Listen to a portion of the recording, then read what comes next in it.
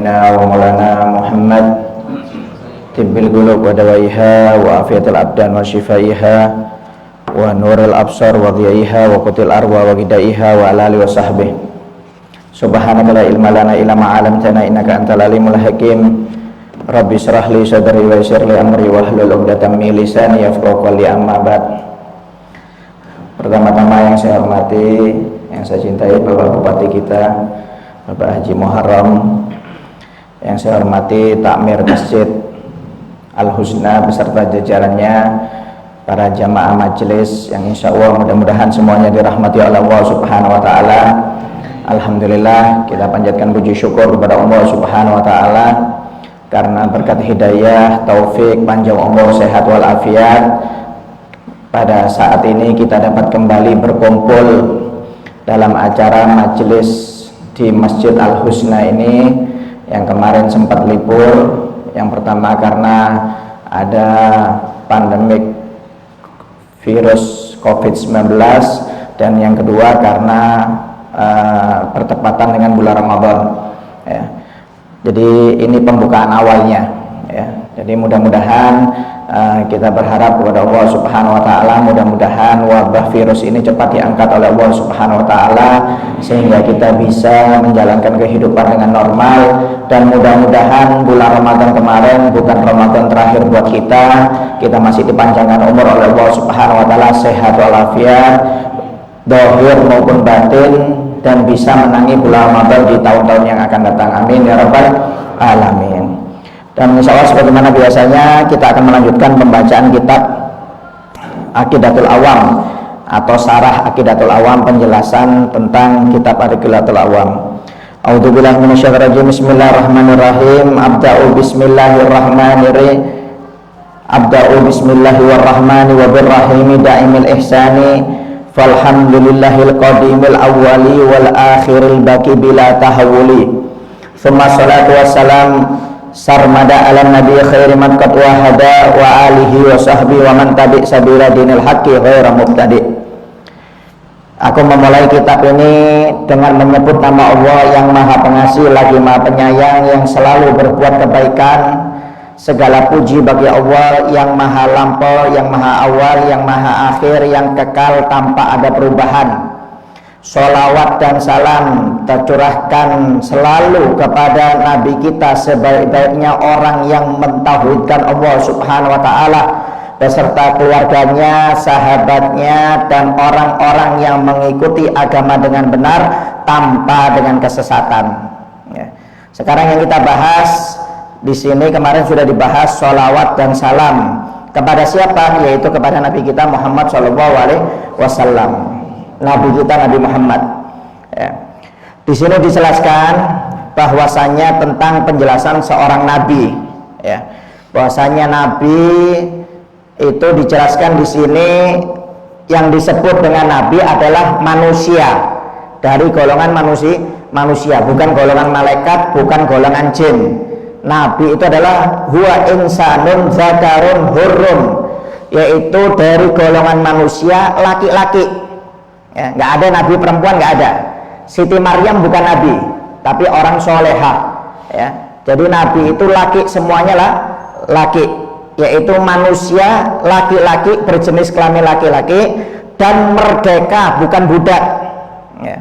Dan bukan budak. Uhiya ilaihi bisyar'in sawa'un umira bitablighihi amla, yaitu orang yang dikasih wahyu oleh Allah Subhanahu wa Ta'ala, yang dimana wahyu itu syariat tersebut hanya untuk dirinya sendiri. Ini namanya nabi.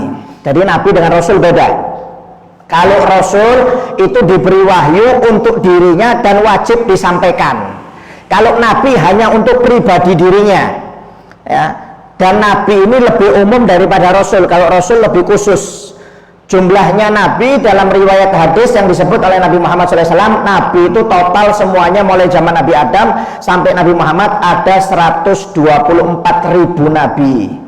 Kalau Rasul 313 Rasul. Memang ada riwayat, ada mengatakan 312, ada yang mengatakan 310, tapi riwayat yang paling kuat mengatakan 313. Tapi yang wajib diimani dan dihafalkan itu 25 rasul. Ya, 25 rasul aja kadang-kadang nggak hafal, apalagi mau ngapalkan 313 kirim salam. Ya. Jadi jumlahnya rasul itu 313. Jadi rasul itu termasuk nabi, tapi nabi bukan termasuk, belum tentu termasuk rasul. Ya, tapi kalau rasul sudah pasti nabi, tapi kalau nabi belum tentu, karena ada orang yang cuma nabi saja, ada yang nabi plus rasul. Ya, nabi yang paling panjang umurnya Nabi Adam alaihissalam, hampir 1000 tahun. Kalau Nabi Nuh 950 tahun. Kalau Nabi Adam paling panjang umurnya 1000 tahun. Ya, itu plus masuk di surga. Ya, mulai dari surga sampai keluar dari surga tinggal di bumi ini umurnya 1000 tahun, itu Nabi Adam alaihissalam. Ya, kemudian kalau yang paling pendek itu Nabi Isa 33 tahun, itu sudah diangkat oleh Allah Subhanahu wa taala ke langit, diangkat. Nanti ketika Dajjal keluar, Nabi Isa dikeluarkan lagi oleh Allah Subhanahu wa taala untuk membunuh Dajjal. Ya, Nabi Isa masih hidup, tapi nabi umur kenabiannya itu ketika diangkat oleh Allah Subhanahu wa taala itu hanya 33 tahun. Umurnya Nabi Isa itu diangkat oleh Allah Subhanahu wa taala. Ada yang mengatakan nabi yang paling pendek umurnya ketika meninggal Nabi Sulaiman. Nabi Sulaiman hanya 52 tahun umurnya. Ya, Nabi Sulaiman 52 tahun. Kalau Nabi kita 63 tahun, itu Nabi Muhammad SAW. Ya. Jadi banyak ya Nabi dan Rasul ini Pak, banyak ya. Kalau Nabi 124.000, kalau Rasul 313. Jadi yang dimaksud Nabi di sini adalah golongan manusia yang laki-laki, berjenis kelamin laki-laki dan merdeka, bukan seorang budak. Ya, jadi nggak ada nabi perempuan atau nabi budak atau nabi dari kalangan jin atau malaikat, itu tidak ada. Nabi itu semuanya dari kalangan manusia yang laki-laki yang merdeka, dan jumlahnya Nabi 124.000 nabi. Ya, kalau Rasul 313. Dari semua ya 20 dari 313 itu diambil yang paling afdol 25 rasul.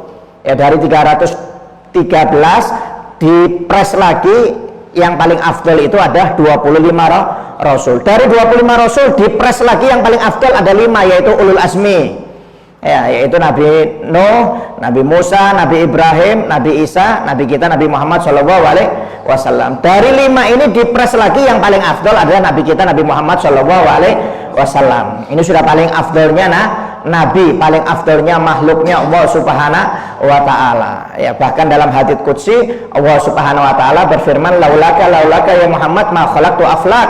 Jika bukan karena kamu ya Muhammad, jika bukan karena kamu, dan jika bukan karena kamu ya Muhammad, aku tidak menciptakan alam semesta, kata Allah Subhanahu wa taala. Jadi maaf kita ini diciptakan pada hakikatnya karena Nabi Muhammad SAW. Kalau Nabi Muhammad tidak diciptakan oleh Allah Subhanahu wa taala, kita nggak bakal hidup, Pak. Ya, jadi alam semesta ini, surga, neraka, semuanya, langit, bumi, malaikat, jin, itu diciptakan oleh Allah karena Nabi Muhammad SAW. Ya, itu Nabi Muhammad, ya, karena Nabi Muhammad Allah sendiri yang berfirman di dalam hadits qudsi. Dan memang Nabi Muhammad ini memiliki banyak kelebihan dibandingkan nabi-nabi yang lainnya. Ya, kalau nabi yang lainnya itu umatnya itu maaf ya, jangankan umatnya, Nabi Musa itu berharap untuk dijadikan umat Nabi Muhammad SAW. Jadi Nabi Musa alaihissalam diriwayatkan ketika membuka kitab Taurat, ada umat nanti di akhir zaman umurnya pendek-pendek, tapi kalau ibadah pahalanya banyak. Ya, contoh ya, kita dapat malam Lailatul Qadar. Lailatul Qadar ini kan seperti beribadah lebih baik 83 tahun, 1000 bulan itu kurang lebih 83 tahun. Kalau kita dapat Lailatul Qadar 10 kali, itu seperti ibadah 830 tahun. Nah, kalau kita dapat 20 kali, seperti ibadah 1660 tahun. Ya, padahal zaman dulu sebelum Nabi Muhammad, orang kalau ingin dapat pahala ibadah 500 tahun, ibadahnya harus 500 tahun, nggak boleh tidak.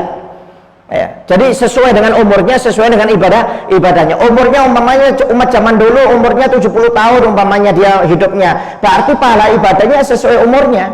Kalau dia 70 tahun digunakan untuk ibadah terus, ya seperti itu pahalanya. Tapi umat Nabi Muhammad ini enggak istimewa. Umurnya pendek-pendek, rata-rata 60-an. Kadang-kadang belum 60 sudah kirim salam, innalillah wa inna ilaihi rajiun. Ya, kadang-kadang kalau lebih bonus. Tapi subhanallah, Nabi Musa heran, ini umat ini umurnya pendek-pendek, tapi kalau sekali ibadah pahalanya 80 tahun, 80 tahun, 80 tahun. Ditanya, ini umat siapa ya Allah? Itu umat kekasihku, yaitu Muhammad Shallallahu Alaihi Wasallam. Kemudian orang dahulu Pak, kalau mau tobat, maaf, zaman dulu kalau kita bermaksiat lidah, ya mulut kita bermaksiat, itu kalau mau tobat lidahnya harus dipotong. Itu zaman dulu. Ya, Anda bermaksiat mata, kalau mau tobatnya diterima oleh Allah Ta'ala, matanya harus dicongkel dulu. Bahkan di dalam Al-Quran, tobatnya orang dulu itu di zaman Nabi Musa, kalau mau tobatnya diterima harus bunuh diri. Kalau bunuh diri baru tobatnya diterima oleh Allah Subhanahu Wa Ta'ala. Kalau nggak mati nggak diterima tobatnya. Itu disebutkan dalam Al-Quran. Tapi subhanallah umat Nabi Muhammad enggak. Ya, umat Nabi Muhammad cukup istighfar, sholat sunnah taubat, dijamin insya Allah diampuni dosanya oleh Allah Subhanahu Wa Ta'ala. Makanya Nabi Musa heran, ini umatnya umurnya pendek-pendek, pahala banyak, tapi kalau bermaksiat kok kelebihannya banyak, diundur oleh Allah Subhanahu Wa Ta'ala. Sampai Nabi Musa sendiri minta untuk dijadikan umat Nabi Muhammad Shallallahu Alaihi Wasallam. Ya, kata Allah Subhanahu Wa Ta'ala, istofaituka bi risalati, nggak bisa wahai Musa, aku sudah memilih engkau untuk menjadi rasul, pembawa risalahku. Bayangkan Nabi Musa seorang rasul ulul asmi minta kepada Allah untuk dijadikan umat Nabi Muhammad Shallallahu Alaihi Wasallam, tapi doanya nggak diterima oleh Allah Ta'ala. Kita yang bukan Nabi nggak pernah minta untuk jadi umat Nabi Muhammad, alhamdulillah keluar langsung dijadikan umat Nabi Muhammad Shallallahu Alaihi Wasallam. Umat Nabi Muhammad ini Pak, umat paling akhir zaman, tapi nanti hisapnya paling awal. Enak nggak Anda? Mestinya kan yang hisap awal itu kan umat Nabi Adam, karena dia umat terlebih dahulu. Ini enggak, umat Nabi Muhammad ini umat akhir, paling akhir, tapi nanti hisapnya paling awal. Itu keistimewaan umat Nabi Muhammad Shallallahu Alaihi Wasallam. Ya, bayangkan kalau umat Nabi Muhammad ini ditaruh di awal, itu karena apa? Kecintaan Allah kepada Nabi Muhammad. Seandainya kalau umat, ya kita pikirkan aja, kalau kita dijadikan umat Nabi Muhammad ini Nabi pertama, bayangkan kalau orang yang bermaksiat, adabnya itu berapa puluh tahun dikubur sampai dibangkitkan hari kiamat. Bisa Anda bayangkan? Kalau umat Nabi Muhammad ini dijadikan umat yang pertama loh ya, seperti Nabi Adam, kalau dia bermaksiat masuk kubur kan, dikubur kan, orang kalau masuk kubur ini kan pilihannya dua, kalau nggak disiksa dapat nikmat, itu pilihannya sudah. Jadi kalau dia ahli maksiat disiksa oleh Allah sampai hari kiamat dibangkitkan, kalau dia ahli ibadah dapat nikmat di dalam kubur sampai hari kiamat dibangkitkan. Saking cintanya Allah kepada Nabi Muhammad, nggak mau kalau ada umat Nabi Muhammad yang bermaksiat, nggak mau lama-lama dikubur. Itu kasihan Allah Subhanahu Wa Ta'ala. Makanya dijadikan umat akhir zaman. Bahkan umat Nabi Muhammad nanti dibagi menjadi sepertiga di padang mahsyar, sepertiga masuk surga tanpa hisab. Allahumma ja'alna minhum. Mudah-mudahan kita masuk sepertiga yang pertama. Ya, nanti yang sepertiga yang kedua dihisab dulu, baru masuk surga. Dihisab dulu. Ya. Dihisap ini nggak gampang Pak ya. Anda ngurus KTP dicapil aja lambat dikit, ngomel-ngomel ya, nggak jadi sehari, 2 hari, seminggu malah ngamuk-ngamuk terus, itu baru ngurus KTP ya. Nanti di padang mahsyar itu satu orang dihisap, kata Nabi Muhammad, bisa membutuhkan 1000 tahun satu orang. Kita kira kita ini antrian nomor berapa hisapnya itu ya. Nah kalau nunggu 10 orang aja 10.000 tahun di padang mahsyar, matahari sejengkal kepala, nggak ada warung padang, nggak ada warteg, warung kopi. Kita malam enak tepian, kopi banyak ya. Padang mahsyar nggak ada ya. Kalau kita nunggu 10 orang aja 10.000 tahun kita tunggu. Kita ini nomor berapa? Miliaran, manusia ini triliunan ya. Jadi yang sepertiga pertama kata Nabi Muhammad ini kalau dihitung oleh para ulama, sepertiga ini kurang lebih jumlahnya 7 miliar. 7 miliar orang umat Nabi Muhammad ini masuk surga tanpa dihisap kalau dihitung oleh para ulama. Ya, nggak tahu mereka kalkulasinya seperti apa itu. Ya, saya nggak tahu. Mereka ada ilmunya. Jadi sepertiga umat Nabi Muhammad ini kalau dihitung-hitung jumlahnya mungkin ya sekitar 7 miliar, 5 sampai 7 miliar. Ini sepertiga umat Nabi Muhammad yang pertama masuk surga tanpa hisap. Nanti sama sepertiga kedua dihisap dulu baru masuk surga. Sepertiga yang terakhir diadab dulu, dicuci dulu di neraka, baru dimasukkan surga. Ya. Kalau umat-umat terdahulu nggak seperti itu, nggak ada. Pokoknya dihisap dulu, dihisap mereka. Kalau bagus masuk surga, kalau jelek masuk neraka. Ya, kalau umat Nabi Muhammad enggak, sepertiganya dikasih keistimewaan oleh Allah Subhanahu Wa Ta'ala. Karena itu apa? Berkat Nabi Muhammad Shallallahu Alaihi wasallam. Makanya syukur kita ini menjadi umat Nabi Muhammad sallallahu alaihi wasallam. Ya luar biasa Pak, jasanya Nabi ini nggak bisa Anda hitung. Nabi Muhammad aja ketika nyawanya mau dicabut di akhir umurnya, merasakan sakit sakratul maut, Nabi Muhammad itu sampai siup pingsan 3 kali. Sampai mengatakan, wahai Jibril, wahai Israel, perlahan kamu nyabut nyawaku ini, sakitnya luar biasa. Ya, kata malaikat Israel, ya Muhammad, ini cara paling lembut aku nyabut.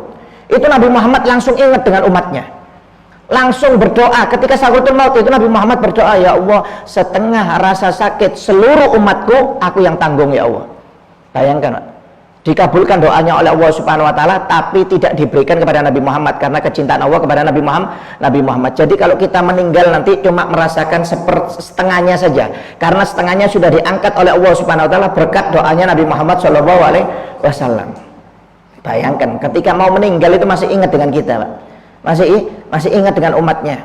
Gak salah Nabi Musa ingin dijadikan umat Nabi Muhammad sallallahu alaihi wasallam. Makanya syukur kita menjadi umat Nabi Muhammad sallallahu alaihi wasallam. Ya. Beserta sholawat dan salam tercurahkan kepada sebaik-baiknya Nabi yang mentauhidkan Allah Subhanahu wa taala dan beserta keluarganya. Keluarganya. Apa keluarganya? Keluarga di sini kalau menurut di dalam makom doa itu yang di sini adalah kullu mukmin taqi, yaitu setiap orang mukmin bertakwa itu keluarganya Nabi. Ya, ini dalam makom doa, karena dalam riwayat hadis yang diriwayatkan oleh Tabrani, Nabi Muhammad pernah ditanya, ya Rasulullah, man ali Muhammad, ya Rasulullah, siapa keluargamu ya Rasulullah? Maka dijawab oleh Nabi Muhammad, ali Muhammad kullu taqiyin, yaitu setiap orang bertakwa itu keluargaku, kata Nabi Muhammad sallallahu alaihi wasallam. Jadi orang yang setiap bertakwa itu dianggap keluarganya Nabi Muhammad sallallahu alaihi wasallam. Tapi kalau dalam magom zakat, kedudukan zakat beda lagi. Kalau menurut Imam Malik yang dinamakan keluarga Nabi Muhammad adalah keturunan Bani Hashim. Pokoknya yang nasabnya nyambung dengan Bani Hashim itu adalah keturunan Nabi, adalah keluarga Nabi Muhammad Shallallahu Alaihi Wasallam. Kalau menurut Imam Syafi'i tidak, yaitu Bani Hashim dan Bani Abdul Muthalib. Jadi kalau orang yang nasabnya menyambung dengan Bani Hashim, ya, atau Abdul Muthalib, itu berarti keluarganya Nabi Muhammad Shallallahu Alaihi Wasallam. Dan orang yang menyambung turunannya dari Bani Abdul Muthalib dan Bani Hashim ini tidak boleh menerima zakat karena dianggap keluarganya Nabi. Ya, kalau keluarganya Nabi tidak boleh menerima zakat. Ya, ini termasuk Imam Syafi'i. Imam Syafi'i itu satu kakek ketemu dengan Nabi Muhammad di Abdul Manaf. Ya, Imam Syafi'i itu bertemu dengan Nabi Muhammad. Makanya Nabi Muhammad pernah bersabda dalam riwayat, nanti akan keluar dari keturunan Abdul Manaf yang ilmunya menyinari seluruh dunia. Ya, ditafsiri oleh para ulama, yang dimaksud di sini adalah Imam Syafi'i. Dan memang Imam Syafi'i madhabnya terbesar seluruh dunia. Sepertiga seluruh dunia itu bermadhab Syafi'i. Paling besar madhabnya yang dipakai adalah madhab Syafi'i. Nanti yang 2/3 dibagi 3 itu ada Imam Abu Hanifah, nanti ada Imam Malik, ada Imam Ahmad bin Hambal. Jadi Imam Syafi'i ini paling banyak madhabnya dipakai. Nah, ini para ulama mengatakan keturunan Abdul Manaf yang menyinari dunia, kata Nabi Muhammad, yang dimaksud adalah Imam Syafi'i. Dan Imam Syafi'i ini memang luar biasa pintar. Sebenarnya Imam Syafi'i ini ulama besar ahli hadis, cuma gurunya tidak mengarahkan Imam Syafi'i untuk jadi ahli hadis. Dia mengarahkan ke ilmu fikih, diarahkan oleh gurunya untuk belajar ilmu fikih. Karena apa? Sampai kata gurunya Imam Malik, ya, Imam Syafi'i ini kan belajar kepada Imam Malik kecil. Imam Malik ini ahli hadis. Ya, Imam Syafi'i itu umur 6 tahun sudah hafal Quran, umur 9 tahun hafal 2 juta hadis karangan Imam Malik, tebalnya segini, Muwatta, kitab Muwatta. Kalau Sahih Bukhari itu hanya 6.000. Ya, Anda jangan salah paham, Sahih Bukhari itu hanya 6.000. Ya, Imam Bukhari itu memang hafal 6 juta hadis. Imam Bukhari. Ya, Imam Bukhari itu hafal 6 juta hadis, cuma yang disahihkan oleh Imam Bukhari itu hanya 6.000. Jadi Imam Bukhari itu hafal 6 juta hadis, cuma disahihkan lagi, dipres lagi oleh Imam Bukhari, ternyata hadis yang sahih yang dia dapat hanya 6.000. Jadi kalau ada Sahih Bukhari itu 6.000. Ya, Imam Syafi'i hafal kitab Muwatta 2 juta hadis. Itu baru Imam Muwatta, Imam Malik gurunya, belum yang lainnya itu. Sampai gurunya Imam Malik mengatakan, wahai Syafi'i, seandainya engkau jadi ulama hadis, tidak ada ulama terkenal hadis kecuali kamu, kata gurunya. Ya, sampai maaf, ibaratnya Imam Bukhari ini bisa kalah ahli hadisnya dengan Imam Syafi'i. Saking cerdasnya Imam Syafi'i. Makanya oleh gurunya diarahkan untuk belajar ilmu fikih, usul fikih, karena ini lebih ke masyarakat, lebih bermanfaat. Sampai maaf, kalau dalam kapasitas keilmuan Imam Bukhari aja ilmunya nggak sama dengan Imam Syafi'i. Imam Bukhari pun bermadhab Syafi'i, Imam Muslim pun bermadhab Syafi'i. Kenapa? Kapasitas ilmunya beda. Mereka ahli hadis, ya. Mereka ahli hadis. Kalau Imam Syafi'i memang mustahid mutlak, bahasanya ulama yang memiliki derajat tertinggi, ibaratnya presiden sudah. Paling pinternya ulama. Ya, Imam Abu Hanifah, Imam Malik, Imam Syafi'i, Imam Ahmad bin Hambal ini derajat keilmuannya tidak perlu dipertanyakan lagi sudah. Kenapa Imam Syafi'i nggak pakai hadis Imam Bukhari? Karena lebih hidup dulu Imam Syafi'i. Makanya kalau orang nggak paham, loh kenapa itu Imam Syafi'i kok nggak pakai hadis Sahih Bukhari Muslim? Loh, Imam Syafi'i itu lahir terlebih dahulu daripada Imam Bukhari. Imam Bukhari itu lahir sekitar 200 Hijriah. Kalau Imam Syafi'i lahir 150 Hijriah. Makanya Imam Syafi'i pun ahli hadis sebenarnya kalau orang nggak paham. Cuma lebih diarahkan ke ilmu fikih. Alim Imam Syafi'i ini alim luar biasa. Sekali dengar hafal, sekali lihat hafal. Ya, kalau hafalan itu satu buku ditutup seperti ini. Ya, kenapa? Kalau kelihatan dikit langsung hafal. Kita lihat ribuan kali nggak hafal. Ya, lihat ribuan kali, dengarkan ribuan kali nggak hafal. Masuk ke telinga kanan, keluar telinga kiri sudah. Ya, kalau Imam Syafi'i luar biasa, cerdasnya luar biasa. Memang dikasih kelebihan oleh Allah Subhanahu wa Ta'ala itu Imam Syafi'i. Ya, Pak. Imam Syafi'i miskin, Pak. Ya, waktu belajar kepada Imam Malik di Medina, itu Imam Syafi'i nggak punya kertas, nggak punya pulpen. Kalau muridnya semua Imam Malik semuanya punya kertas, punya pulpen. Ya, dulu nggak tahu kertasnya itu dari daun-daun ke apa itu. Ya, ada pulpen pokoknya zaman dulu. Ya, bukan seperti sekarang. Imam Syafi'i nggak punya apa-apa, miskin. Jadi duduk di belakang Imam Syafi'i itu, kalau nyatet muridnya semuanya nyatet, dia main ludah. Ikut pura-pura nyatet. Ya, jadi Imam Malik kelihatan kurang ajar ini, anak kecil ini. Imam Syafi'i masih kecil. Ya, yang lainnya maksudnya dalam hatinya Imam Malik, yang lainnya nyatet pakai pulpen apa segala macam, ini mainan ludah ini dari tadi. Ya, pokoknya pura-pura nyatet. Habis pengajian lama, jelaskan Imam Malik 1 jam, dipanggil itu, dia bilang, kamu yang duduk belakang sini, maju, kata Imam Malik. Saya lihat dari tadi kamu ini mainan ludah, kamu nggak menerangkan ilmu saya. Sudah guru, saya itu nyatet. Apa dari tadi kamu mainan ludah, kamu catat, mana catatannya, kata gurunya. Kalau semuanya ini ada catatannya.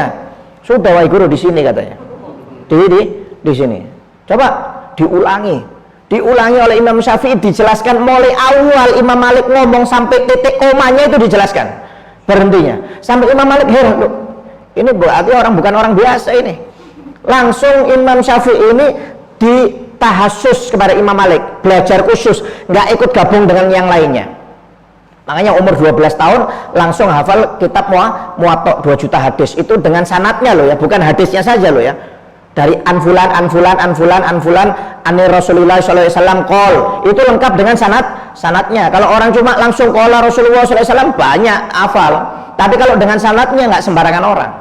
Itu hafal dengan sanadnya Imam Syafi'i. Pintar sampai ketika umur 20 tahun jadi mufti. Umur 20 tahun jadi mufti. Padahal mufti zaman dulu itu harus tua-tua, ilmunya, kapasitasnya harus tinggi. Umur 40, 50. Ini umur 20 sudah jadi mufti Imam Syafi'i. Jadi penggantinya Imam Malik kalau ngajar di Masjid Nabawi. Saking pinternya Imam Syafi'i. Dan memang pendidikan ibunya luar biasa. Luar biasa. Ya, sampai Imam Syafi'i itu pernah dikirim ke Baghdad oleh ibunya untuk belajar, ya, karena sudah nggak bertemu sekitar 3 tahun 2 tahun, Imam Syafi'i ini senang, saking gembiranya, seneng, lupa nggak salam, ngetok pintu ini nggak salam, saking pingin ketemu dengan ibunya, ya lumrah, karena lama nggak ketemu, karena ngetok nggak salam, sama ibunya diusir, pulang kamu, pergi lagi belajar kepada Imam Waqi' ilmu adab, kamu nggak punya adab, kata ibunya. Bayangkan, ibunya sebenarnya kangen, cuma saking pengen Imam Syafi'i ini jadi orang sukses, ya, jadi orang yang beradab, diajari ilmu adab oleh ibunya. Bayangkan 2-3 tahun nggak pernah ketemu ibunya, saking senangnya gara-gara lupa saja Imam Syafi'i ngetok pintu rumahnya itu, nggak mengucapkan salam, diusir oleh ibunya, suruh belajar adab kepada Imam Waqi' selama setahun. Setelah selesai belajar adab baru pulang Imam Syafi'i. Kalau kita Pak, waduh, anak nggak ketemu, anak baru mondok 2 bulan aja sudah nangis-nangis, kita ditelepon terus anak itu. Ya, ini ibunya saking sabarnya ibunya, tapi nggak salah, akhirnya jadi Imam Syafi'i luar biasa. Dan Imam Syafi'i ini adalah keturunan Abdul Manaf, satu kakek dengan Nabi Muhammad Shallallahu Alaihi Wasallam. Ya, ini yang disebut dengan keluarga Nabi. Jadi kalau Anda dilihat yang dimaksud keluarga Nabi itu apa? Kalau dari magom doa, yaitu seluruh orang yang bertakwa. Tapi kalau dari segi ilmu fikih atau ilmu zakat, yaitu keturunan Abdul Muthalib dan Hashim, Bani Hashim. Itu adalah keturunan Nabi Muhammad yang dianggap keluarga Nabi Muhammad Shallallahu Alaihi Wasallam. Ya, ada lagi Ahlul Kisah. Ahlul Kisah ini yaitu keluarga yang dapat lindungan khusus dari Nabi Muhammad Shallallahu Alaihi Wasallam. Kisah itu artinya kelambu. Jadi ada Ahlul Kisah, yaitu yang dijadikan Ahlul Kisah yaitu Siti Khadijah, Sayyidina Ali bin Abi Thalib, kemudian Siti Fatimah, Hasan dan Husain.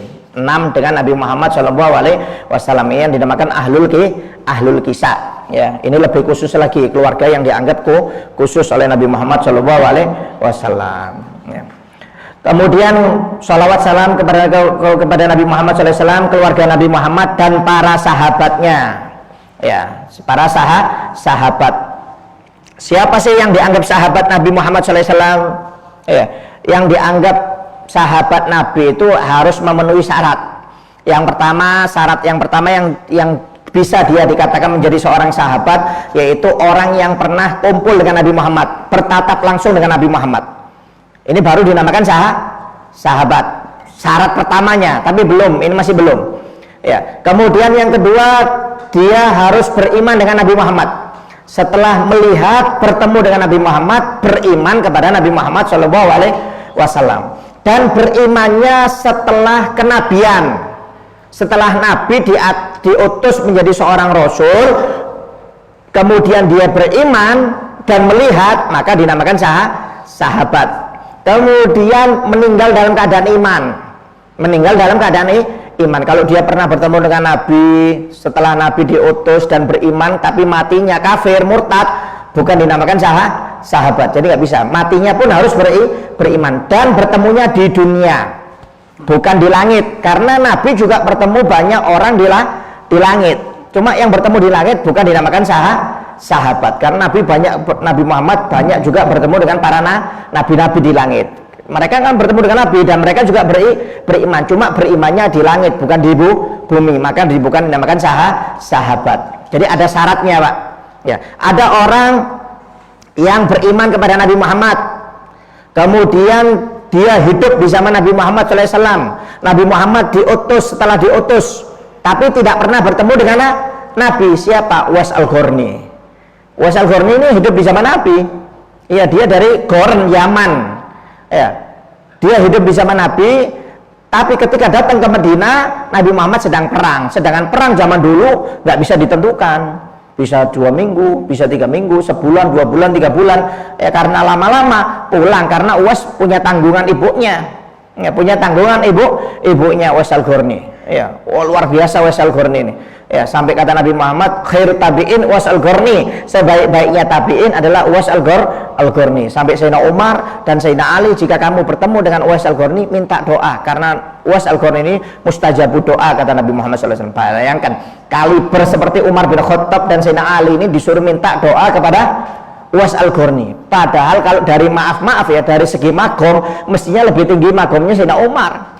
Kenapa Sayyidina Umar ini orang yang sudah dijamin masuk surga, 10 orang yang sudah dijamin masuk surga, dan Sayyidina Ali itu pun diajari tawadhu untuk tetap minta doa kepada Uwais Al-Qarni. Padahal Uwais Al-Qarni ini, Pak, di daerahnya dikatakan orang gila. Ya.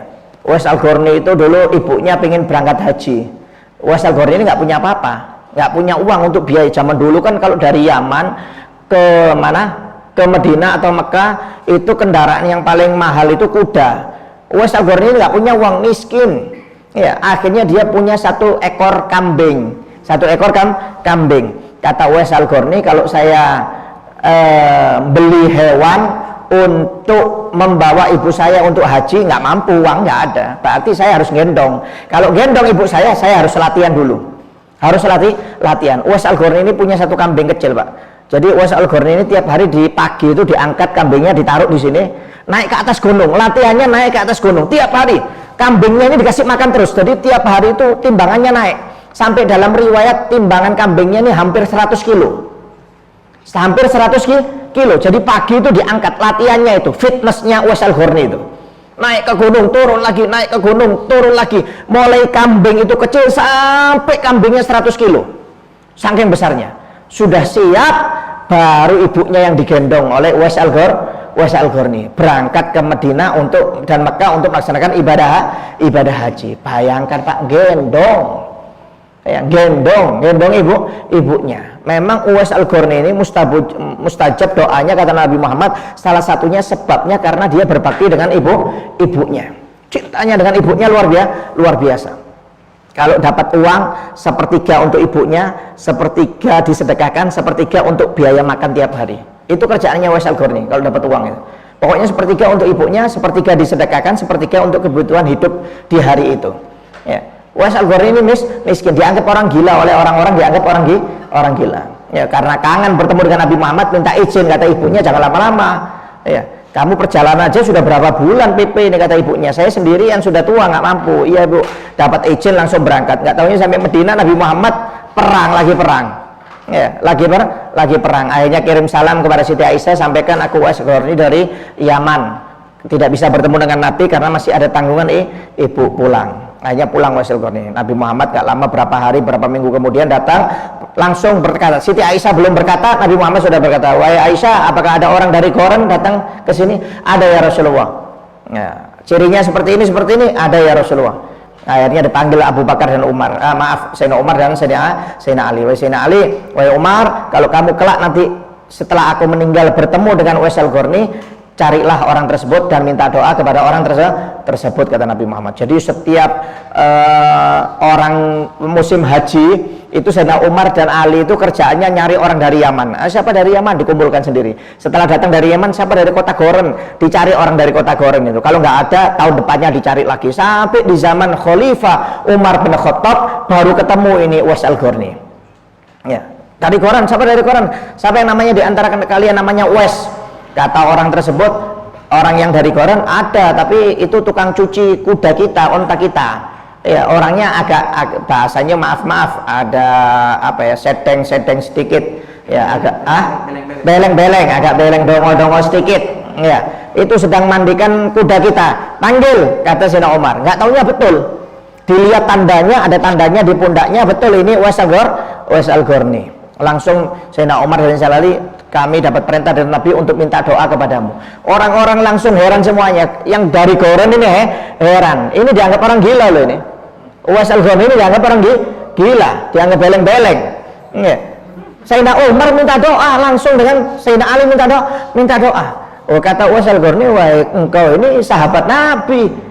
Sudah dijamin masuk surga, saya ini orang biasa. Mestinya kamu yang mendoakan saya. Tidak, ini perintah dari Nabi. Kalau perintah dari Nabi, wajib saya jalankan, kata Sayyidina Umar. Akhirnya Uwais terpaksa mendoakan mereka berdua. Ya, setelah mendoakan mereka berdua, Uwais berdoa kepada Allah untuk dicabut nyawanya. Karena maaf bahasanya magomnya sudah diketahui oleh orang lain. Dia lebih suka orang itu menghina dirinya, tidak diketahui kedudukannya di sisi Allah daripada diketahui. Subhanallah. Nggak lama kemudian Uwais Al-Qarni meninggal. Ya, setelah kedudukannya dibuka oleh Allah Taala, meninggal dunia. Makanya di sini kita diajarkan jangan sampai pernah suudzon dengan seseorang. Jangan dilihat dari pakaiannya. Ya. Jangan dilihat dari pakaiannya. Kadang-kadang maaf yang compang-camping itu ternyata kekasihnya Allah Subhanahu wa Ta'ala. Kata Nabi Muhammad dalam hadisnya, berapa banyak orang yang berpakaian compang-camping ditolak di setiap pintu rumah. Seandainya mereka berdoa, doanya tidak pernah ditolak oleh Allah Subhanahu wa Ta'ala. Hati-hati, kita jangan pernah menghina orang yang kelihatannya maaf mungkin miskin, nggak karuan, bajunya, mukanya bau segala macam. Mungkin itu kekasihnya Allah Subhanahu wa Ta'ala. Kenapa? Karena kebersihan hati mereka. Kita ini maaf pakaiannya aja bersih, tapi hatinya waduh waliyadzubillah min dzalik. Ada sombong, iri, dengki, cinta dunia masihan. Kita ini penampilannya yang baik. Kalau orang dulu itu hatinya yang baik. Ya, makanya maaf orang itu lebih diutamakan memiliki hati yang bagus.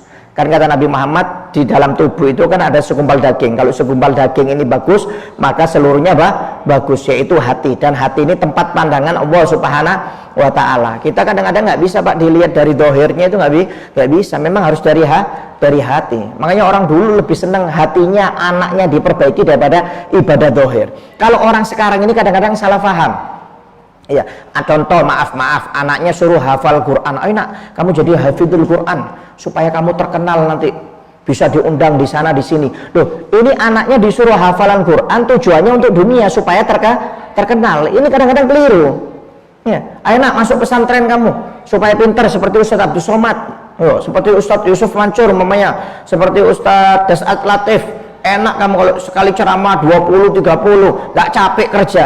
Loh, kadang-kadang disuruh jadi ulama ini cari dunia, bukan ulama akhirat, suruh jadi ulama suk kadang-kadang anaknya. Ini kadang-kadang niatnya salah.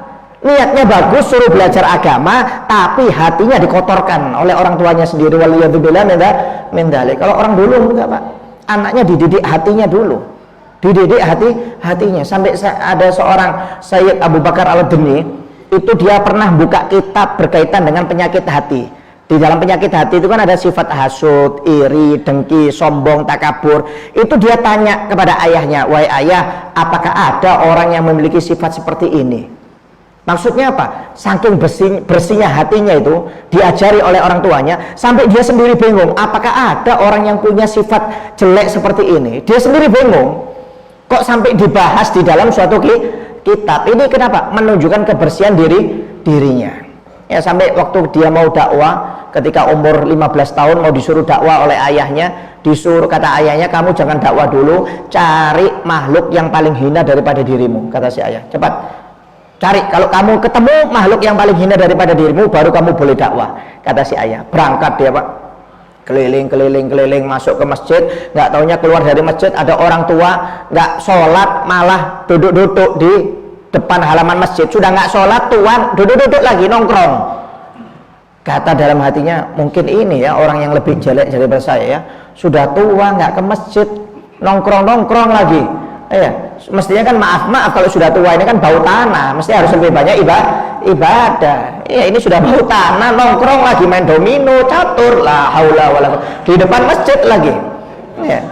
Akhirnya ketika mau diambil, dia sadar, astagfirullahaladzim, orang ini lebih tua daripada saya, berarti ibadahnya lebih banyak. Saya baru 15 tahun ibadah sedikit, orang ini sudah tua, berarti ibadahnya lebih banyak. Astagfirullah. Akhirnya jalan ketemu ada anak-anak yang lebih muda umurnya daripada dia, sama nggak ibadah.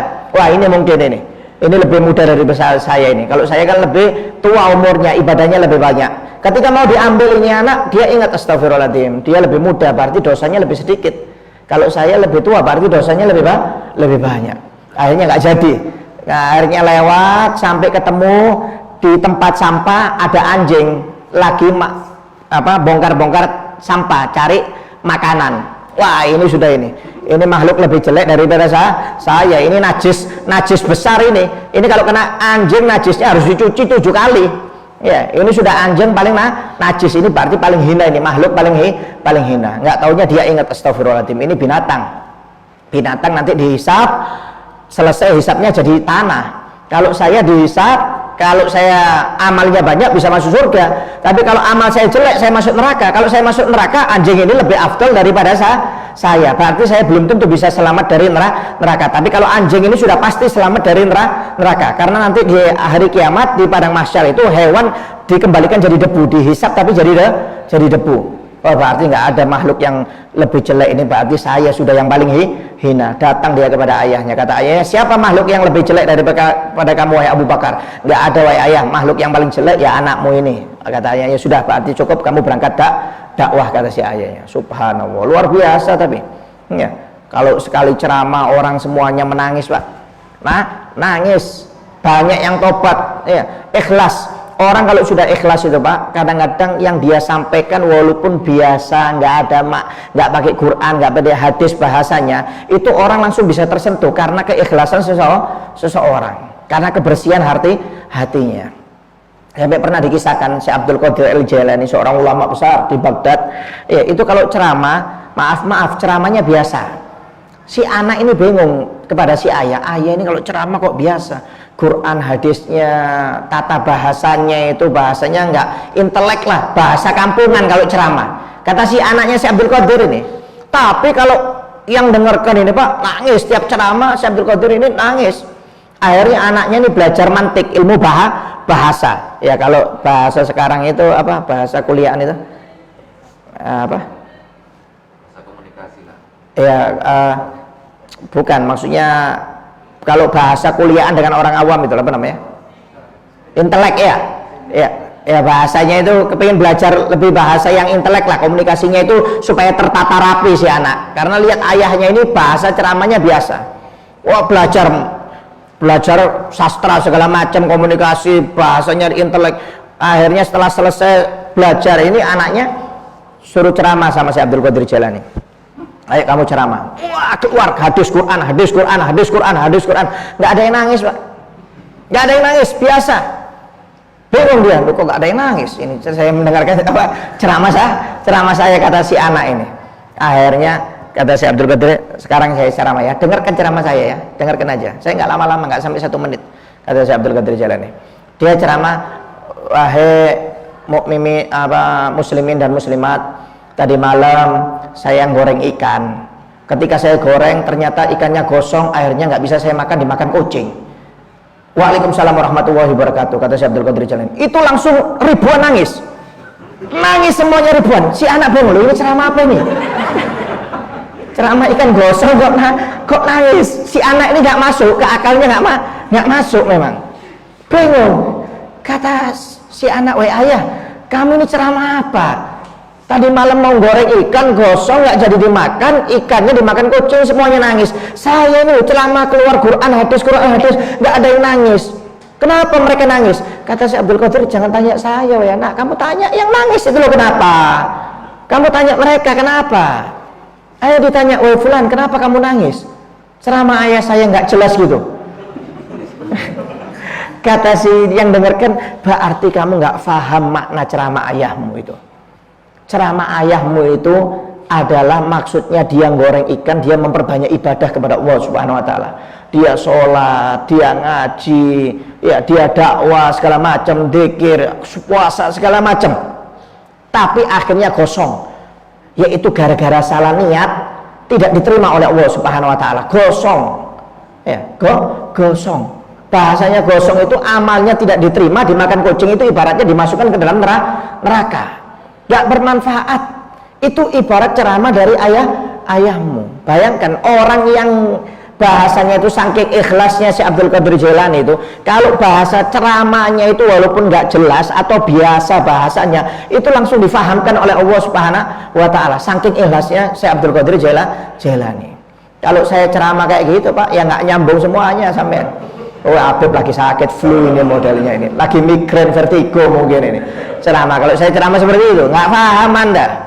Tapi kalau subhanallah, kalau orang ikhlas, ulama ikhlas yang besar-besar seperti saya Abdul Qadir Jailani, langsung dikasih pemahaman sendiri oleh Allah Subhanahu wa taala. Luar biasa.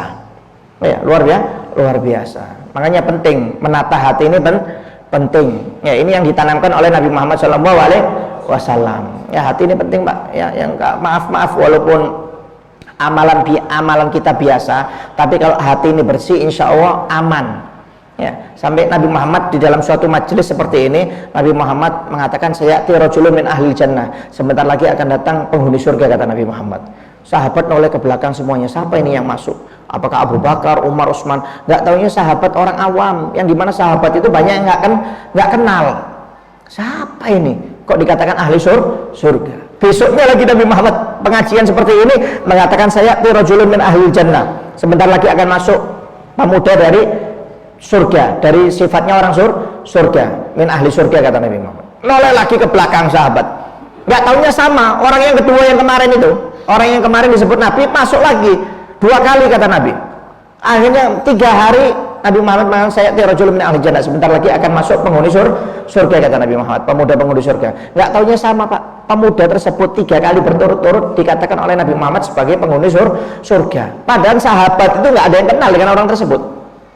Akhirnya Abdullah bin Abbas ingin tahu, didatangi, diikuti rumahnya, ketahuan rumahnya. Abdullah bin Abbas nginep di rumah sahabat tersebut 3 hari 3 malam, pengen dilihat apa amalannya yang istimewa. Ternyata nggak ada yang istimewa Pak, biasa, pagi keluar kerja, sore pulang, malam nanti makan apa, sholat, habis sholat isya istirahat, sebelum subuh bangun, seperti itu.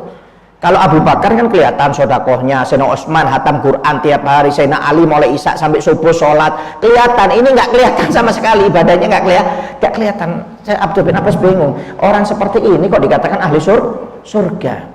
Akhirnya Abdullah bin Abbas bertanya, wahai fulan, minta maaf, saya nginep di rumahmu 3 hari 3 malam ini karena Nabi Muhammad mengatakan 3 kali bertutur dalam majelisnya engkau dikatakan sebagai ahli surga. Apa amalanmu ini?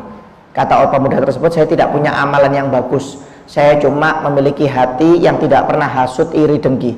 Dan saya kalau mau tidur, kalau ada orang yang berbuat salah dengan saya, dohir maupun batin, sebelum dia minta maaf atau tidak minta maaf, saya maafkan semuanya. Dan kalau saya berbuat salah kepada orang, dohir maupun batin, saya tidak akan tidur kecuali minta maaf dulu kepada orang tersebut. Jadi kerjaannya memaafkan orang kalau mau tidur, ya, dohir maupun batin. Dohir itu langsung Pak, kalau batin itu dalam hati, eleknya ini, jeleknya orang ini, giginya kuning, hitamnya mukanya, ini batin, ini maksiat batin. Jadi dia kalau ada orang yang berbuat jelek kepada dia, dohir maupun batin, sebelum minta maaf sudah dimaafkan. Itu aja amalannya, subhanallah, sudah dianggap ahli surga oleh Nabi Muhammad SAW. Bisa sudah waktunya? Ya. Ah, 5 menit lagi. Ya, penting Pak. Ya, nata hati ini penting. Makanya maaf, lebih baik bahasanya kita amalnya biasa-biasa saja, nggak usah berlebihan, tapi hati dijaga. Ikhlas karena Allah Ta'ala, jangan sampai ada iri, hasud, dengki, apalagi dendam, waliyadzubillah min dzalik, ngerugikan kita sendiri. Manfaatnya nggak ada, ruginya banyak. Ya, jangan hati ini, maaf kalau kita marah sama orang umpamanya 3 hari lah, lebih dari 3 hari jangan, nggak barokah. Ya, maaf sampai dalam hadis Nabi Muhammad mengatakan, kita kan disunahkan puasa setiap hari Kamis, Senin sama Kamis. Kalau Senin karena hari kelahiran Nabi, kalau Kamis itu karena amal kita diangkat setiap minggunya oleh Allah Subhanahu wa Ta'ala. Makanya Nabi Muhammad mengatakan, aku senang ketika amalku diangkat, aku dalam keadaan berpuasa. Makanya disunahkan puasa ke Kamis. Tapi kata Nabi Muhammad, kalau orang yang memutus tali silaturahmi, yang nggak mau memaafkan kesalahan orang lain atau tidak mau meminta maaf, itu setiap hari Kamis amal ibadahnya nggak diangkat oleh Allah Subhanahu wa Ta'ala, dibiarkan tergeletak di dunia. Jadi hati-hati. Ya, kalau kita maaf dendam sama orang, dengan keluarga, apa kawan, hati-hati, bahaya. Amal kita nggak bakal diangkat oleh Allah Subhanahu wa Ta'ala sampai kita islah. Dan ini islah ini berkaitan dengan hati Pak, nggak sembarangan. Makanya Nabi Muhammad mengatakan kalau marah jangan lama-lama, 3 hari aja. Setelah 3 hari maafan. Jangan sampai kita marah 7 turunan kamu saya sumpah nggak saya maafkan. Ngalah-ngalahi iblis ini. Iblis nggak pernah sumpah 7 turunan. Ya, Fir'aun apa segala macam. Ini sumpah serapa 7 turunan. Waliyadzubillah min dzalik. Kita ini baru didolimi ya baru kelas rendah. Nabi Muhammad itu loh, sholat dikasih kotoran, masuk kota Taif dilempar, sampai ditawari oleh malaikat Jibril, wahai Muhammad, apakah ingin aku angkat gunung Uhud ini, aku timpas gunung Taif ini aku timpas kepada penduduk Taif? Kata Nabi Muhammad, jangan. Kalau mereka nggak beriman, aku berharap anak cucu mereka beriman. Subhanallah. Kalau kita Pak, tuh gimana Beb? Kita hampas kata malaikat Jibril, hampas, jangan disisakan. Ya, kalau kita, ya, Nabi Muhammad enggak, Nabi Muhammad sabar. Nabi Muhammad kalau diganggu dirinya sabar. Makanya dinamakan halim, yaitu orang yang nggak pernah marah. Walaupun diganggu ribuan kali, Nabi Muhammad nggak pernah marah Pak. Kalau manusia ini sabar, ada batasannya. 1 kali, 2 kali, 3 kali marah, ada batasannya. Kadang-kadang 1 kali langsung marah, nggak sabar sama sekali. Kalau Nabi Muhammad bukan sabar lagi, halim, sifatnya halim, orang yang nggak pernah marah. Sampai berapa kali orang yang masuk Islam gara-gara sifat pemaaf dan sabarnya Nabi Muhammad SAW. Ya, orang Yahudi yang buta dikasih makan terus oleh Nabi Muhammad sampai masuk Islam, padahal dicaci terus oleh Nabi Muhammad, siang pagi siang malam dikasih makan, tapi Nabi Muhammad dicaci, tapi Nabi Muhammad sabar. sampai masuk Islam. Ada Nabi Muhammad setiap sholat di depan Ka'bah dikasih kotoran segala macam. Akhirnya orangnya ketika sakit yang ngasih kotoran dijenguk, dikasih buah-buahan oleh Nabi Muhammad, langsung masuk Islam orangnya. Kenapa? Karena kesabaran Nabi Muhammad SAW. Ya, kalau kita jangan kasih kotoran, diserempet gini aja, senggolan dikit langsung bertengkar sudah. Ya, langsung bertengkar. Waliyadzubillah min dzalik. Ya, jadi harus lebih bagus masalah hati. Dan ini yang diamalkan oleh tabi'in Uwais Al-Qarni, luar biasa kelebihan yang Allah berikan kepada Uwais Al-Qarni. Jadi kata Nabi Muhammad, sebaik-baiknya tabi'in adalah Uwais Al-Qarni. Tapi Uwais Al-Qarni ini tidak pernah bertemu dengan Nabi Muhammad. Ada yang beriman kepada Nabi Muhammad, bertemu dengan Nabi Muhammad, tapi sebelum Nabi Muhammad diutus menjadi nabi, yaitu pendeta Yahudi di Syria, di Syam. Jadi Nabi Muhammad ketika masih kecil diajak berdagang oleh pamannya Abu Thalib, ketemu pendeta di sana. Pendeta ini lihat Nabi Muhammad ada ciri-ciri kenabian. Kata pendeta tersebut, "Wahai fulan, bawa pulang, ini nabi akhir zaman. Kalau enggak bakal dibunuh." Banyak pendeta Yahudi yang nunggu, kata pendeta tersebut. "Saksikan aku beriman kepada bocah ini, aku akan menjadi pengikut umatnya." Ya, tapi nggak bisa. Kenapa? Nabi belum diangkat menjadi Rasul. Walaupun dia pernah bertemu dengan Nabi, beriman kepada Nabi, ya, tapi karena Nabi belum diangkat menjadi Rasul, bukan dinamakan sahabat. Ya, wallahu a'lam bisawab. Ya, mudah-mudahan bisa bermanfaat yang sedikit ini, khususnya bagi Al-Fakir sendiri. Wabillahi taufiq wal hidayah, wa ridha wal inayah. Wassalamualaikum warahmatullahi wabarakatuh.